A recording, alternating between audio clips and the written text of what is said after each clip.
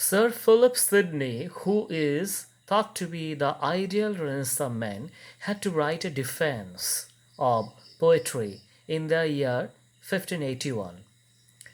Why this is so? Let's try to understand by comparing it with the film today. For example, in India, you cannot watch any and every film. There is a board, censor board, which certifies which kinds of films are to be watched, to what amount, explicitness can be shown, etc. This is official. Literature is the great grandfather of all kinds of films, entertainments, everything. You must remember what we mean by literature today was meant by the word poetry before the 18th century. In India also, in Sanskrit, Sahitya came later. The earlier term was kavya, kavi, kavya, poet, poetry, very similar. Though the original meaning of kavi is not a creative writer but a knowledgeable person. So in the Gita 10th chapter, the Lord says that I am, of all the kavis, I am Shukracharya, Kavina Mushana Kavi. The same thing Sidney will say here with respect to Greeks and Romans. Earlier, poets were known to be the most knowledgeable people also. Anyway, but that is one side of the story. There is another side, you know, poetry or literature has had its strong detractors throughout the ages. Even today, many of the allegations that Sydney is trying to deal with, we face on a day-to-day basis. So why should you study literature? Anyone can read literature. Why don't you study something more profitable, say chemistry or mystery, or I mean spirituality, because that's more profitable, or whatever, engineering. So why do you waste your time studying literature? So you will be happy to know that these allegations are not new. These are possibly as old as literature itself.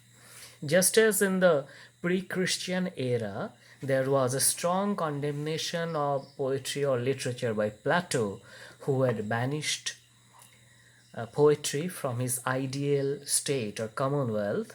So in the Renaissance period also in England, there were many allegations, but there was a very strong one from a Puritan. Puritans are, from pure Puritan. They want you always to be a very perfect person, not given to any passion, like, a saint, very strict saint, and you are not to indulge in any architecture, too much of the religion. You remember the bombing away of the Bamiyan Buddhas by the Taliban. That comes from the same logic. So, though the Puritans did not bomb things as such, but they thought that no song, no drama, no music should be the ideal way of life. You should only do your work, which is necessary for sustenance. You may do trade also and pray to God. That is all. And especially they were very much against theater. So Elizabethan age was the heyday of theatricality. At the same time, possibly the pinnacle of opposition to theater was reached at that age only by a document published by the Puritan friend, we can say, Stephen Gossow. So the name of that book is School of Abuse. Everyone knows, but the proper exact name is very long. School of Abuse, containing a pleasant invective against poets, pipers, players, gestures, and such like caterpillars of the Commonwealth. So these people he called caterpillars, singers, writers, and all that. Sidney was offended. So Sir Philip Sidney wrote this, an apology for poetry. School of Abuse was published in 1579, and so Sidney published it in 1581 by common agreement. The exact date is disputed, but then now there are two parts of this huge essay, which I am going to summarize here, critical points for the benefit of students mainly. This is, you may think that it is a kind of history of literature in its most primitive form, as well as history of criticism book in, uh, if not so primitive, in a quite early form, combined that document. It is a book of English criticism or European criticism, and it is a book of in history of English literature till that period of time. Not a systematic history, but you know, quite a quite a useful one. So it has two divisions. In the first part of that essay, Sidney makes a long list of the merits of poetry. So we'll take up just 2-3 points from that part. Then we'll go to the other part, which was his main intention. That is, in that part, he counts the charges that have been leveled by Stephen Gossuah against poetry, though he doesn't name him, and then he counters them one by one. So in the first part of the essay, there is a very important statement. Poetry had been the first light giver to ignorance and first nurse whose milk, little by little, enabled them to feed afterwards to tougher knowledges. So in every culture, Sidney elaborates later, every civilization, the first sign of civilization or culture is its poetry. And so far as we know, Sydney is true. If we speak about, say, ancient Indian heritage, the most important thing that comes to our mind is the Vedas. UNESCO recognized this as World Heritage. But what are the Vedas basically, if we approach with an open mind? These are poetry, literature, you know, literary expressions about the universe, about man, about women, about the reality, etc. So if you talk about Greek culture, the earliest thing that will come to your mind is Iliad and Odyssey, like that. So in every culture, collectively, poetry or literature, we can say, with hindsight, is the first sign of knowledge. So it is like mother, or it is like nurse. Earlier, mothers gave birth and nurses gave milk, breastfeeding often. From that, the term nurse comes. In India also, dhatri, that is often, especially people of higher class, queens, etc., they did not breastfeed their children.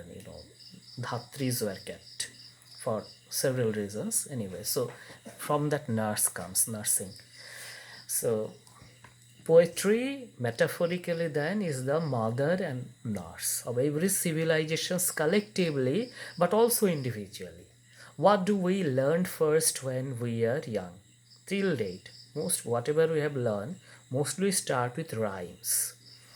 30 days in November, September, April, June and November, Jack and Jill. We do not start with a plus b whole square is equal to a square plus 2ab plus b square, which has become very famous of late anyway. I mean, it is always famous, but then we don't start with that. Even tables and other things come later. So we start with literature. Yes, it is another story that from a sophisticated point of discussion, you may say that rhyme is not poetry, poetry is not rhyme, but to say both are same is not a crime.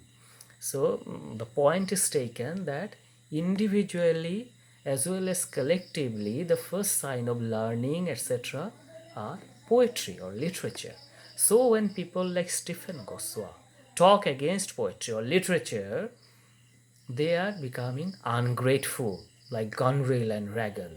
Ingratitude, thou marble-hearted fiend, from Shakespeare. This quote is. So now, and he gives example that the philosophers of Greece, historians of Greece and Rome, they initially appeared as poets only. So we have our Mahabharata, our Upanishad, all are written, initial things are written in poetic form. So Sidney's point is well taken. So now Sidney's point is well taken. Now the other thing, that is, we are coming to the allegation part. What were the allegations that Stephen Gossuah had raised against poetry? That is, Stephen Goswas has raised, and then Sidney had answered. These are, first of all, that is, the first allegation is that it is a wastage of time to read poetry or literature. That is the first allegation. Literature we are reading, remember, in the essay it is poetry. And there are more useful ways of spending time than studying poetry. Secondly, literature is the mother of lies. Because if you go objectively without deeper understanding, anyway, I'll explain later. The third is, it is a nurse of abuse. And the fourth is that Plato had banished literature or poets from his ideal commonwealth. This point, Sidney says that detractors of poetry, when they cite this, they are so full of joy as if they have overshot Robin Hood. You cannot overshoot Robin Hood. He is famous for this, shooting of arrows, but then if you can shoot faster than, or more in a better way than Robin Hood, then you'll be very happy. So naturally, when they quote Plato, as Plato had banished poets, so as if they won the case, like authority. So whatever in Western society, it was said that whatever is against Aristotle or Plato generally are not accepted, as in the Indian canonical tradition of Indian religion. Monu was thought to be an authority, but there are problems, definitely problems. So in the same way, so Plato had said means it should be like that. So now he will counter the charges one by one. Regarding the first point, that there are more useful use of time than reading poetry, says no activity is as good as that one which moves us to virtue. And what is the aim of life generally? All the old philosophers, religions said to be virtuous. They said nothing can move us to virtue as readily and as instantly as poetry can. And it is true, if you read books, even though that is book of autobiographies of nationalists and all that, you will be moved to nationalism. But more importantly, if you hear those songs, "Ye mere watan ke log," then all this patriotic song, so then you are immediately moved to nationalism. So I'm just giving an example. So poetry can, more than any other thing, history, philosophy, whatever, so it can move you immediately to virtue. And since the aim of life is virtue, to become a virtuous man, remember it is the Renaissance period, and not only because of Renaissance, because this truth or virtue is universally recognized, though actually not accepted, but at least verbally we recognize that the aim of life is to be truthful. Satyameva jayate, it is written in a nandritam, but the truth, honesty wins in the long run. Anyway, so poetry can do it better than any other subject or discipline. Do what? To make one virtuous. Now secondly, that point is very mother of lies. That is why mother of lies, because if you go at it objectively, what we read in literature are not factually true. We have said so many things about Hamlet, Lear, etc. But have we, in all possibility, people like them never existed. Lear is a mythologized account of the old Celtic sea god, basically. So these are imaginations, so that were untrue. But on this, Aristotle had already given a detailed answer. Sidney indirectly refers to this. What had Aristotle said? That literature is true, and it is more true than truth. Because what happened to one person at a particular place or time is not the subject of literature, but what could happen or would happen or should happen. That is Hamlet's problem. We are of course simplifying the to be or not to be, whether to do one thing or these are universal things. So literature is in a way greater truth than truth itself. And secondly, he says that To lie is to affirm to be true what is not true. But but literature or poetry never affirms anything in the first place, because you know that you are reading an imaginative piece. In any case, though he doesn't say it directly, it is very similar to Dr. Johnson's defense of Shakespeare against violation of unities. So people know that they've come to read creative or imaginative literature, so there is no question of lying. So poetry does not affirm anything, so where from does the question of lying come?